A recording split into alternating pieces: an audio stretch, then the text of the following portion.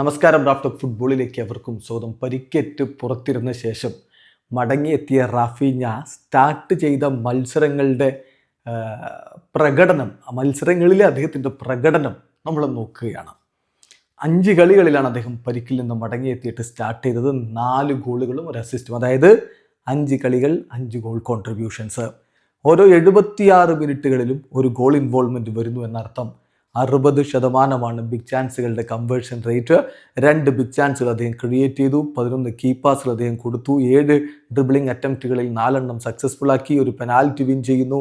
Yes, Raphinha വന്നതോടെ ബാഴ്സയുടെ ആ ഒരു മികവിലേക്കുണ്ടായിട്ടുള്ള മാറ്റമെന്ന് നിങ്ങൾ നോക്കണം. അവിടെയാണ് റാഫീഞ്ഞ എന്ന് പറയുന്ന താരത്തിൻ്റെ ഒരു ഇമ്പാക്റ്റ് നമ്മൾ കൃത്യമായിട്ട് കാണുന്നത്. ഇപ്പോൾ ഇതോടുകൂടി ബാഴ്സലോണയുടെ ചരിത്രത്തിൽ ഏറ്റവും അധികം ഗോളുകൾ അടിച്ചിട്ടുള്ള താരങ്ങളുടെ ലിസ്റ്റിലേക്കൊന്ന് പോവുക. ബ്രസീലിയൻ താരങ്ങളുടെ ലിസ്റ്റ്, ബാഴ്സയിലെ ബ്രസീലിയൻ ലെഗസി, അതിൽ മഹാരഥന്മാർക്കൊപ്പം ഇടം പിടിച്ചിരിക്കുന്നു ഇപ്പോൾ Raphinha. Yes, Brazilians with most goals for Barcelona.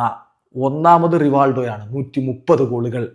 രണ്ടാമത് ഇവാരിസ്റ്റോ ഡി മസേഡോയാണ് 105 ഗോളുകൾ. മൂന്നാമത് ആരാ? നെയ്മർ ജൂനിയർ ഉണ്ട്, അദ്ദേഹത്തിനും 105 ഗോളുകൾ. നാലാമതാണ് റൊണാൾഡിനോ, 94 ഗോളുകൾ. റാഫീഞ്ഞ ഇതാ കുറഞ്ഞ കാലം കൊണ്ട് 61 ഗോളുകളുമായിട്ട് തൊട്ടുപുറകിലേക്ക് എത്തിയിരിക്കുന്നു. 5ാം സ്ഥാനത്ത് റാഫീഞ്ഞ.